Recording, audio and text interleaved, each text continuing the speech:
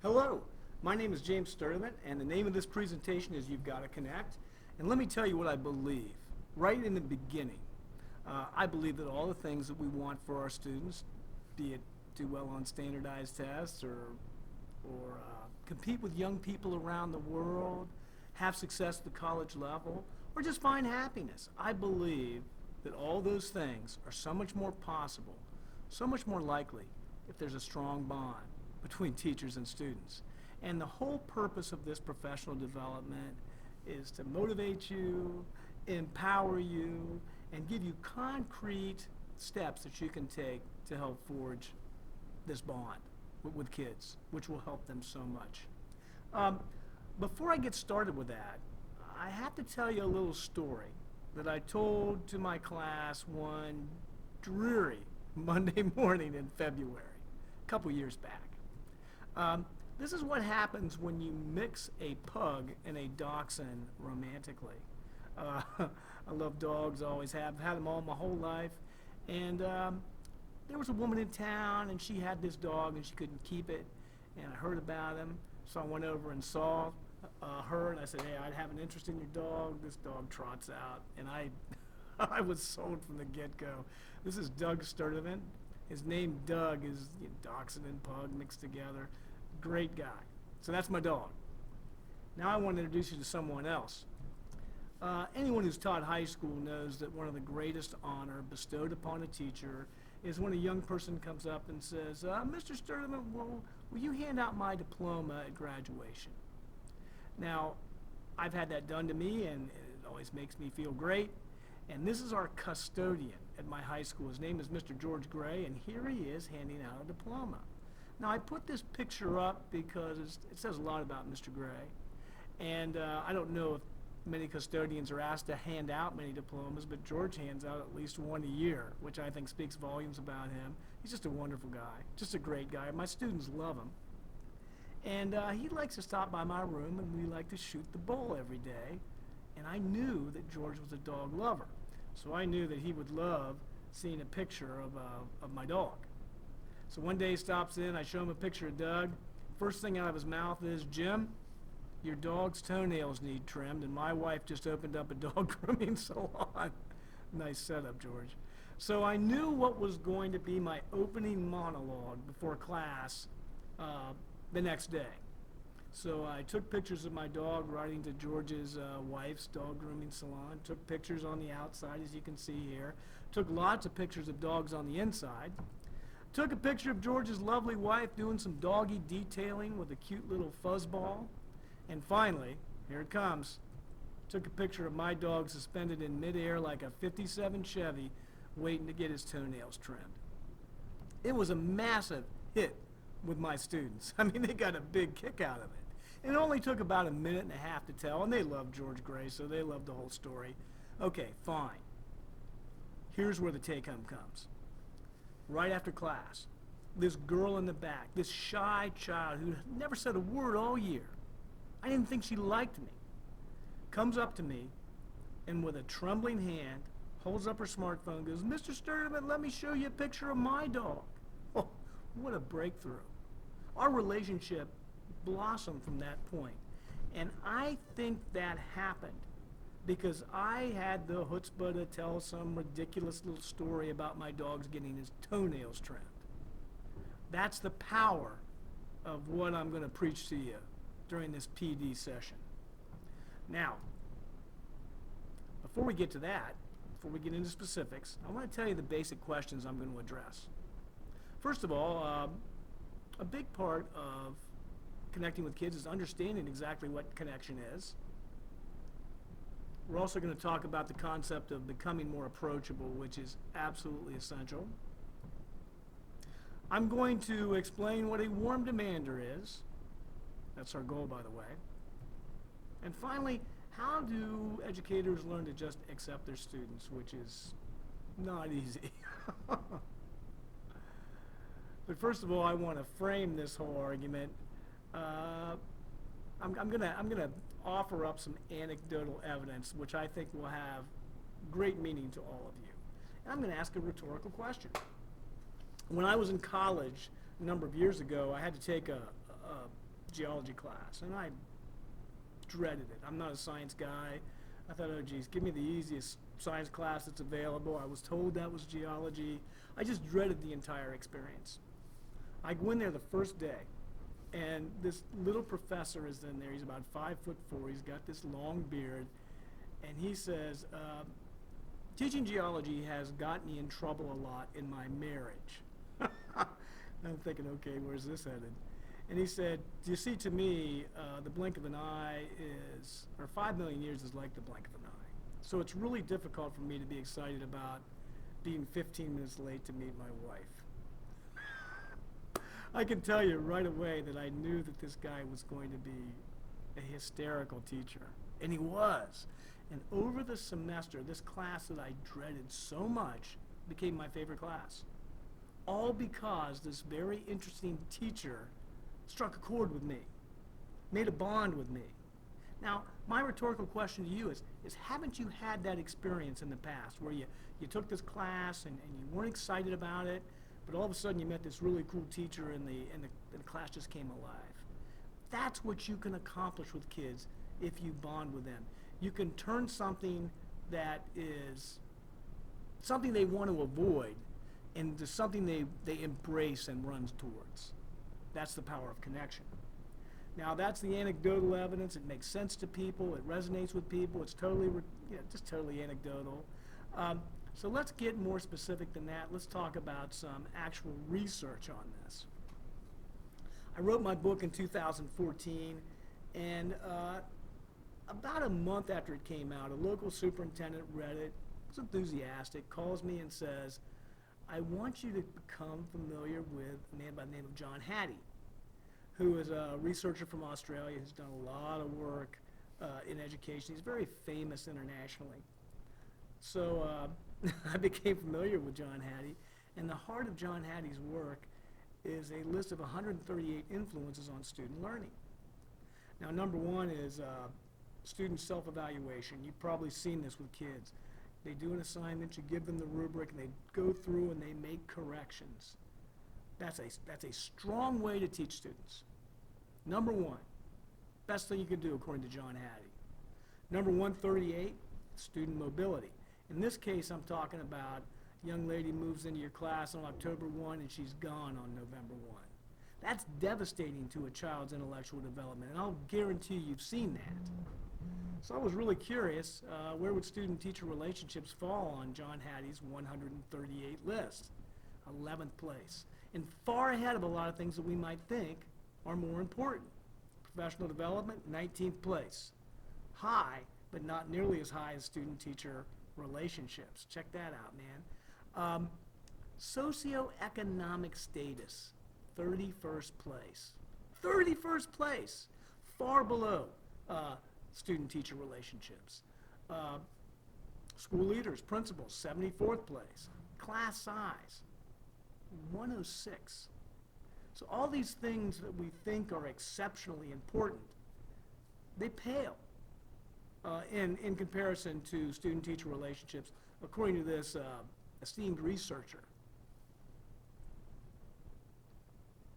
Now, I think most teachers in here have been lectured, have had this lectured to them by administrators. Hey, you need to get to know your students. Get to know your students. That's not easy to do. A lot of kids can be pretty closed down, and if you try to get to know them before they're ready, it's totally counterproductive. So I'm going to propose something different.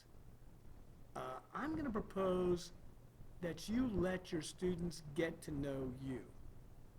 Now look at this image right here. My first day of school was in September of 1966, and I'll never forget this. I was like most kindergarten kids. I came in, I was scared to death. You know, my classmates looked huge, totally intimidating, and kind of hung in the corner just trying to figure things out. But my teacher did something that really stuck with me. I learned about connecting with students as a kindergartner. She did show and tell. So every week I would learn about my classmates as they would bring in some artifact and talk about their lives to the rest of their classmates. And what was funny about that is there were some some big dudes in that class that I was intimidated by, and one of them brought in a teddy bear, and all of a sudden that kid wasn't so intimidating anymore. So I learned so much about my classmates through show and tell, and then they became approachable. And then when we're on the playground, I felt comfortable going up and talking to them. That was the power of show and tell. So when your administrator comes up and says you need to get to know your students, I'm going to propose reverse engineering that problem. How about letting your students get to know you? And then once you become more approachable, all of a sudden, forging those bonds will become easier. You'll get to know about them. So here's some experiences that I typically share with my students, and these are easy to do. If I go see a movie and I think it's interesting, I'll talk about it. Go to a restaurant, I'll give it 5 stars or 2 stars or whatever. Local restaurant opens in town, I'll go and check it out. I'll detail a particularly challenging workout, or I'll map out a new home construction project. I had my students help me select my eyeglass frames last year. I've never been brave enough to have them help me select a new car. And I have a shaved head, so this is not an issue for me, but if you're really brave, you could maybe show a before and after picture of your next haircut. I do this stuff all the time, and I find that it just works wonders. But when a lot of people hear this, they push back, and they push back significantly, and I totally understand this. Here's a common complaint I have. Won't this take away instructional time? Well, I can tell you in my little story about the dog and the toenail trim, that took 2 minutes out of my day, and I forged some relationships with some kids in that class that were invaluable. I mean, ask yourself the question, is taking 2 minutes out of your day to help your students get to know you, to help forge those relationships, worth it, valuable? So I am not persuaded by this argument that it'll take away instructional time. My argument is, if you want your students to do better on test scores, if you want your students to have more success, if you forge that relationship, that's going to happen. It's incredibly valuable. Something else, and this is classic, is, I'm not a stand-up comedian. My kids will look at me like I'm an idiot. Well, I'm not talking about being a stand-up comedian. You shouldn't feel compelled to do that. You shouldn't feel compelled to do something that you are not. But allowing your students to learn a little bit about you on a personal level is going to pay back huge dividends. And I'm going to talk a little bit in the future about how comfortable kids actually are with this in our modern era. Now, understand that when you first go down this sharing path, some kids might be pretty hostile. I mean, I've experienced that. I remember one time I was sharing my life with my students, and some kid just blurted out, "Why are you telling us this stuff, man? I mean, we don't care about your life. I mean, who cares if you got your hair cut here or you ate at this restaurant? This has nothing to do with the class." But I want you to understand something. That one child that voices that complaint or negative comment, they don't speak for everybody. There might be a kid in the back row thinking, "Hey, this is pretty cool. This is pretty interesting." And also, when this happens, I think you just identified the young person that you need to work on a relationship with. So don't panic if it happens, and it's going to happen. And also, don't let it prevent you from sharing more in the future. This is an interesting story. I was talking about my dog in a class one time, and this kid, "Why are you talking about your dog? What's this got to do with social studies?" And I remember my response was pretty effective. I said, "Well, I'm just trying to share a little bit about my life and hopefully learn a little bit about you in the process." That kid that complained a week later was telling me about his dog. So sometimes, just because a kid reacts in a negative way, don't let it throw you off your game, man. Just be cool and keep trying. And also, this gets back to, I'll look like an idiot. One thing you have to understand about this generation is they are totally down with sharing trivial details about daily existence with the world. So if you come in and you put up on your smart board what you made for dinner last night and just a little rendition of how it was received, your kids will be totally down with it. You need to think about what they put on social media. They put whom they're attracted to, what television shows they enjoy, what movies they went to see, what music they like to listen to. They post massive photo albums of themselves. They're constantly online updating the stream of information. So if you come in and share a little bit about your workout last night, they're going to be fine with that. That's what they do all the time on social media. Unfortunately, this image right here of kids playing football and unable to stop talking about texting is not that far from reality. And here's something important, man. When you start sharing your life with your kids, you will actually morph into a human being right in front of their amazed faces. So, and this is a picture of my daughter, by the way, who's a nursing student at Ohio University. I made her take that picture. Hey, it might be that your kids think that you sleep in the building on the weekends. Why not show them that you're an actual person? Okay, now it's your turn. I have some page numbers up here because these are page numbers in the book, in my book, where you can find this information. Now I'm going to challenge you. I want you to find an interesting image on your smartphone. I want you to share your image with a neighbor. And I want you to tell a brief story about the image. And we'll go for about 4 minutes.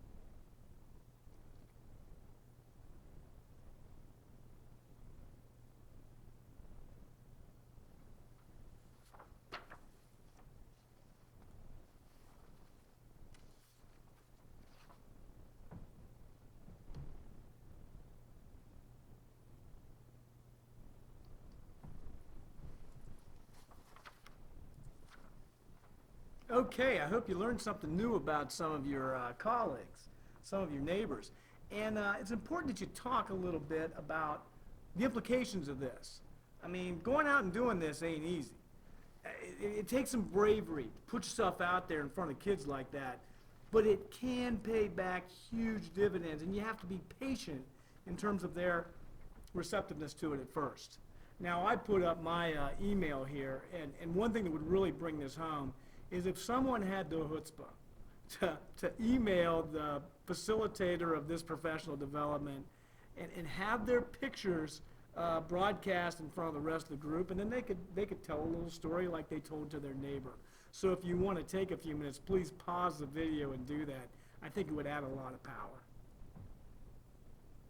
Okay, now this is what I get out of a lot of people when I promote my ideas about connecting with students. They'll say, well, you're either born with that or you're not. In other words, you either have it or you don't. It's kind of like being tall or having athletic ability, your ability to connect with kids. And I am never going to deny that some people have a gift in terms of connecting with students.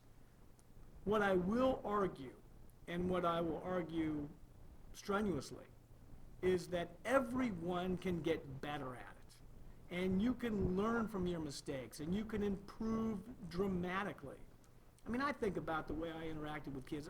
This is year 31 for me in the classroom. I think about the way I interacted with kids when I first started. I made all kinds of mistakes. And I learned through those mistakes. And then when I learned my lessons, my relationships improved dramatically. So I'm a firm believer that anybody can improve at this dramatically. It's not like the ability to be Cam Newton for the Carolina Panthers.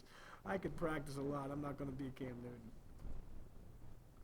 All right, this is interesting. I was on an NPR radio program one time, and I was being interviewed, and I was on there with a guest, and her name is Elizabeth Green. She's a education researcher out of New York who will sell a lot more books than I ever will. And this question came up about personality and effective teaching. Now, her book, Building a Better Teacher, is all about the research in education, and the question was directed at me, but Elizabeth jumped in and answered it in a very effective way. I was grateful. She said, researchers keep looking for the silver bullet on what makes an effective teacher, and they don't turn it up. In other words, you can be an introverted person and be very successful bonding with students. Now I'm an extroverted guy, but you don't have to be like me. You don't have to try to be something you're not in order to bond with students. As a matter of fact, if you try to be something you're not, the kids are going to see through that, and it's not going to be successful. Now, I want to introduce you to somebody. Her name is Jeannie Collette. And Jeannie came to our school about 10 years ago. And she's not a very tall person. She's not an extrovert. She's a very quiet person, very calm person. And she came to our school as a 22-year-old, and I remember looking at her and thinking, oh boy, she might really struggle corralling these high school kids. And I think she did at first. But what I witnessed in Jeannie over the 10 years that she was in the classroom is she started to play to her strengths. She was a very available person, a very caring person, a wonderful listener, a very optimistic person.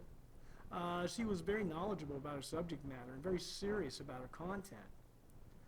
And what I witnessed in the 10 years is she came from someone as a rookie teacher that got walked on a lot, and she became one of the most popular, if not the most popular person on our staff within 10 years. And someone was to look at her when she first came in like I did, they would think, oh boy, she's really going to struggle. She doesn't have the personality. She doesn't have the it factor. She's going to struggle connecting with kids, and she learned how to do it. She started to do the right things, and that's what I'm all about. Now, on page 163 to 179, I deal with this concept of being a warm demander, and that is the gold standard. That is the template. That is what we all should be shooting for. And I like to think it's like the angel and the devil on your shoulder. You know, you got two polar opposites talking to you. So an effective combination for an educator is someone who's an advocate for kids, but someone who will hold them accountable. You have to have the mix. You have to be both. Now, in my book, I just make a basic list of what is effective connection. It's being available, caring and showing it, treating students with respect, being a trustworthy confidant, showing belief in students, acting warm and welcoming, showing compassion, being on the student's side, exuding love for teaching, showing true interest in students, being a great listener, accepting every student. I'll bet you that most of us do that already. I'll bet you that people listening to this video do these things. There's things not to do, and guess what? I've done most of them. Acting like a peer. Guilty.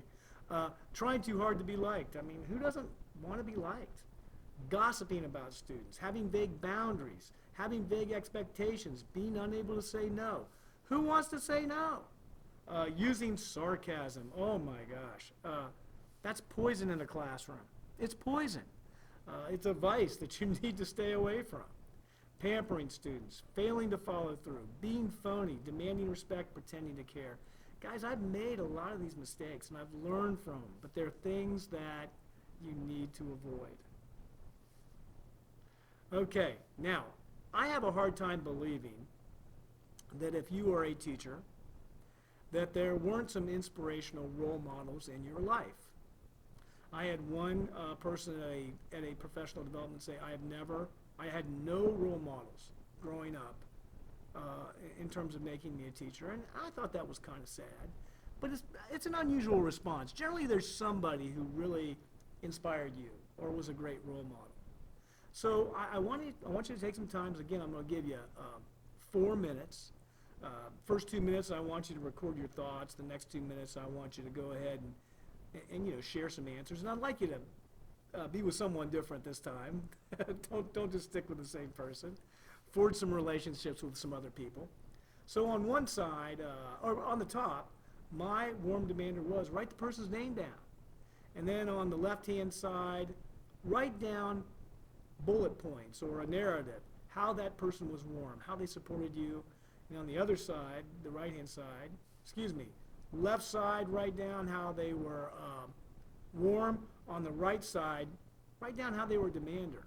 So left side, how they supported you, right side, how they held you accountable, and then down below, just write some thoughts about how you could emulate this person. So once again, we're going to go for, we'll go for 4 minutes.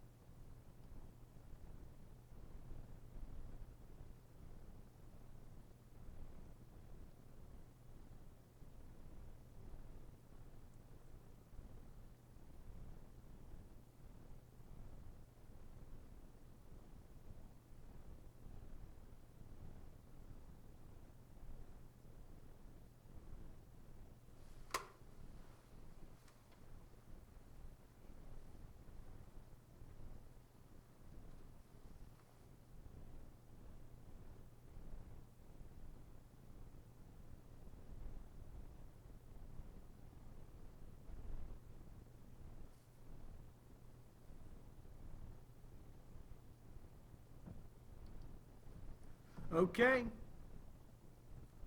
You know, I love my, let me get back to this. I love my stopwatch. I think it's really interesting.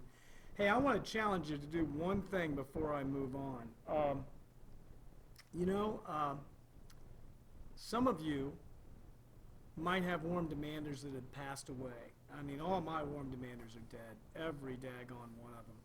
But you might be lucky and still have some that are still around. One thing I'd like to challenge you to do is you can say, hey, I was in this professional development, the presenter challenged me to talk about my warm demander, and I challenged you. Or I challenged you, I chose you.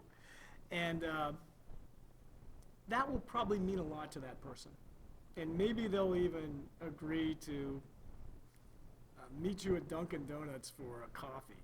And you could have a really incredible hour in which you could learn a lot from your warm demander.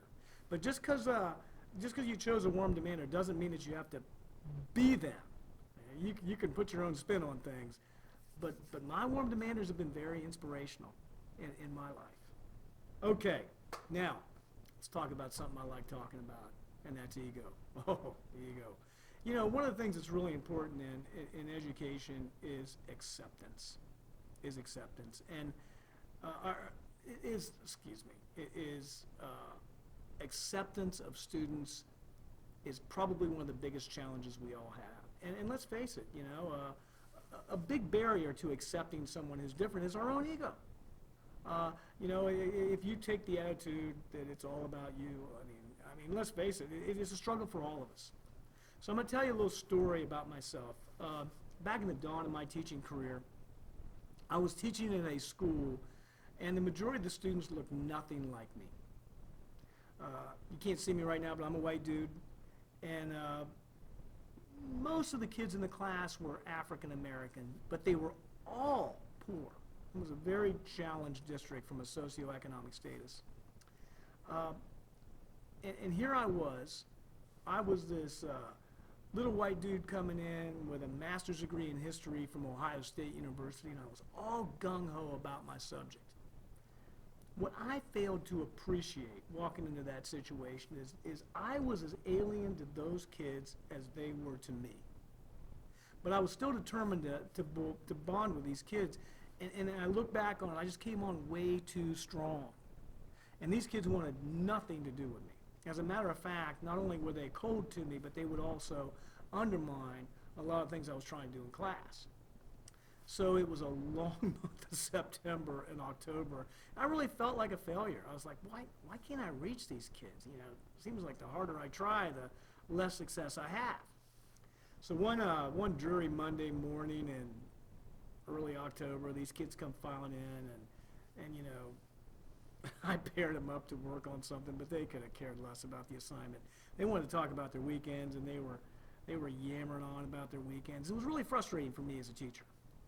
And there was a couple guys up by my desk. They were really loud, you know, they were really talking loud. And part of me was ready to try to redirect them. Come on, man, let's get a start on this. You're not going to want to deal with it later. But something in me told me that I should just shut up and listen to their conversation. And what came next was an education in itself. It was quite clear that when it came to these young men's home lives, it was pretty chaotic. And some of the adults, many of the adults in their lives were not making very good decisions. And it just was this huge eureka moment that here I am, I'm an adult, and I'm working my way into these kids' lives, or trying to at least. It's a rational act on their part to be standoffish, to take a wait-and-see attitude. And all of a sudden, I realized that the problem in that class was not my students, it was me, and my ego, and my attitude, and my expectations, and my limited perspective. I also realized that the one thing that I could control in the classroom was myself and my reaction to issues. So from that point forward, I made a couple of really good decisions. Number one, when I had interactions with these kids, I was going to pull my ego out of the equation and just allow the interaction to unfold and observe it in an objective fashion. It was funny when I started to do this, it actually became like this interesting game. You say something to a kid, they say something totally obnoxious back, And you don't get drawn into the drama. You sit back and think, I wonder why that kid said that. I wonder what the motivation was for that. The other thing I thought about was, I'm a friendly guy. I can win these kids over, but it's going to take longer than I anticipated. I just have to be more patient. So these two adjustments I made, pull my ego out of the equation and become more patient, paid huge dividends. By Thanksgiving break, I was pretty darn cordial with those kids, and by spring break, man, I had them. I had them. And those were two minor adjustments, but they were adjustments I made in myself. And a big part of it was controlling my ego. Now, I do this when I present. I challenge the audience, and this is interesting. And, you know, if you guys want to participate in this, that's be wonderful. If you just want to listen, that's cool. But I have people put up their hands if they graduated from high school with at least a 3-point GPA. So put up your hands if that's the case. Now, my experience has been is when I ask this question, I get a lot of people with their hands up. How many people played a varsity sport? Now, not quite as many played a varsity sport, but still a fair number. And finally, who was in National Honor Society? Now, what's remarkable is I have a lot of people who put up their hands all 3 times. If you're one of those people, put up your hand. Now, I'm going to tell you something negative. You are at a disadvantage when it comes to connecting with a lot of kids because a lot of kids can't put up their hand on any of these things. And so Weltanschauung is a German word which means worldview.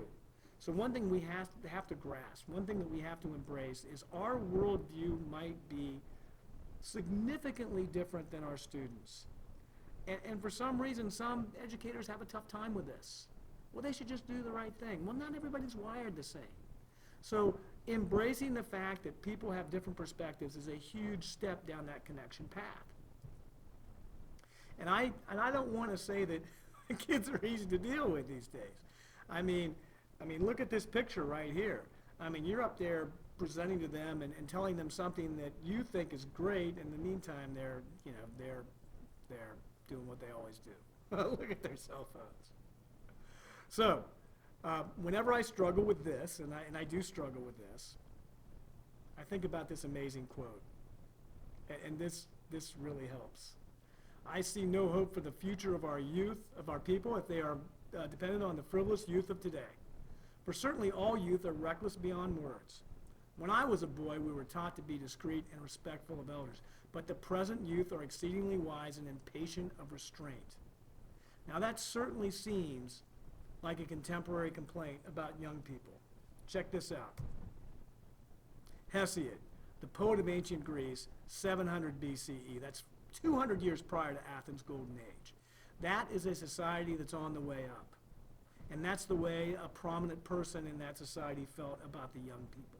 So if you're having frustrations with young people, understand there's nothing new in that. Okay, I'm going to show you one of my favorite kids from last year. This is Thomas. Thomas is a kid that used to sit back beside me at my desk. He's one of those 14-year-old kids that enters the class at 5'10". He left my class in May, was 6'4". I used to just sit and listen to his body crack, and he was growing so fast. So here's your next big challenge. And I'm not going to give you quite as long on this. I bet you could do this in 2 minutes. I want you to make a list of everything about this present generation, your students, that you find aggravating.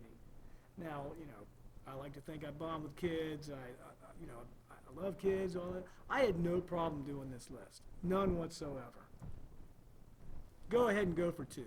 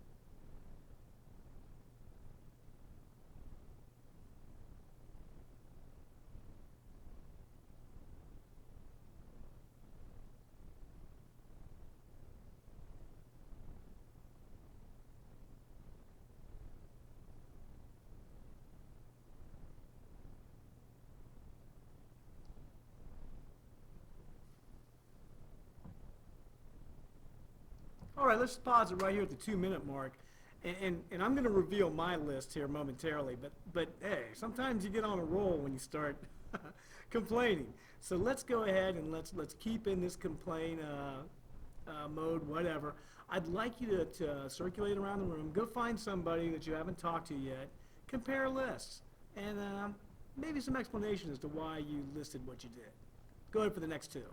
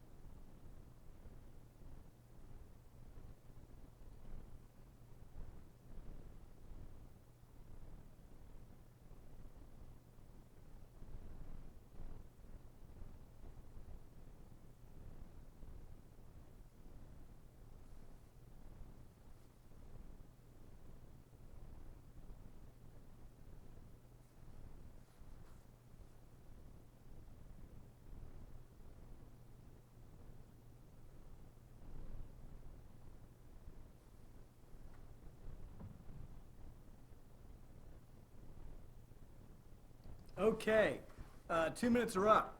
Hopefully you had a chance to let it all hang out. Now, did you find some commonality? Were some of the things that aggravated you, some that aggravated your colleagues, your participants, your fellow participants here? I'd wager that's probably the case. So I guess it's time to unveil my list. I had no problem making this list. Here we go. Their cell phone addiction, their music, their clothes, their lack of respect, their drama, their manners, their work ethic, their priorities, their piercings, their tattoos, their parents, and their cultural biases. Those are the things that just drive me nuts in this job about my students on a regular basis. And I love kids. I feel like I do a good job connecting with students. And these are things that I have to grin and bear on a regular basis, man. So you are not alone in feeling these frustrations. Now I'm going to really challenge you. Just take a minute. I'm not going to bring my clock up or anything. I want you to take about a minute.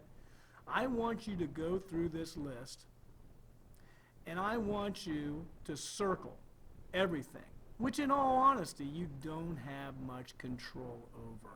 I'm going to go ahead and I'm going to let you do that for about 1 minute, and I'll be right back to you.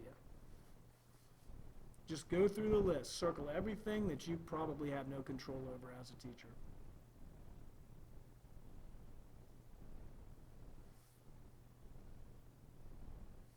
I'll do the same thing as you do it.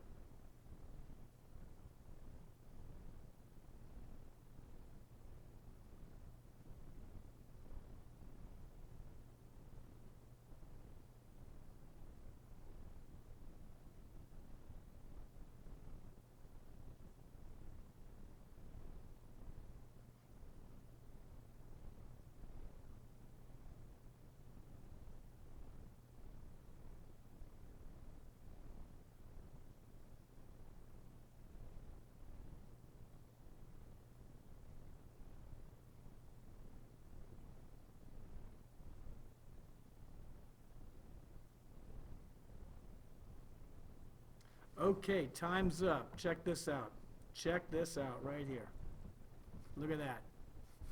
These are the things that I really don't have a whole lot of control over. Their cell phone addiction. Okay, maybe I can control their cell phone addiction for 40 minutes during the day. But really? Really? I'll tell you what, and adults need to be careful on this, because the last teachers meeting I went to, all the teachers were looking at their cell phones. The last restaurant I went to, all the adults were looking at their cell phones. So we have to be careful on the hypocrisy side on this one. Their music, come on, man. Their clothes, their lack of respect, well, maybe a little control over that. Their manners, maybe a little control. Their piercings, their tattoos, their parents. Hey, look, out of that list of 12, I have a shot at working on 3 things. Now, they're important 3 things. But guess what? When you get to the teacher's lounge, what are people complaining about? They're complaining about the things that are circled, the things that we have no control over, the things that separate us from our students. So if you find yourselves complaining about those things, you need to stop. It doesn't do anything for you. It's not something you have much control over, and it separates you from your students. If you can recognize this, you're going to go a long way toward accepting your students. Okay, now, so that's my presentation. I just gave you 3 things to work on as an educator. These 3 things have really helped me. And I've learned a lot about how to bond with students by mistakes I've made. So don't let anybody tell you that the cake is already baked. You can either connect with students or you can't. I've learned a lot. I wrote this book in 2014, and it was not something on my bucket list. I had a professor come in and observe a student teacher. She was very impressed, and she said, I want to know how you created the atmosphere in your classroom. And I had no idea how I created the atmosphere in my classroom. So I did some research and wrote the book, but the whole point of the book was to give teachers how-tos, concrete steps that they could master to build a stronger relationship with their students, and that's what the book's all about. I absolutely love interacting with people. My book's You Gotta Connect. It's available on Amazon, on Kindle or paperback. This is my website, jamesallansturtevant.com, and Allen is spelled kind of odd, and Sturtevant's a nightmare. It's actually a British name. People think it's a German name. It's not a German name. It's a British name. You can search James Sturtevant on iTunes, and you will find all kinds of podcast interviews I've been on where I discuss the issues like I discussed with you today. You can follow me on Twitter at James Sturtevant, and there's my email address. And I promise if you email me, I'll get back to you. Thanks for listening. And good luck bonding with kids. If you put forth the effort, your students are going to be a lot better off. And guess what? You're going to enjoy this wonderful profession even more. Good luck.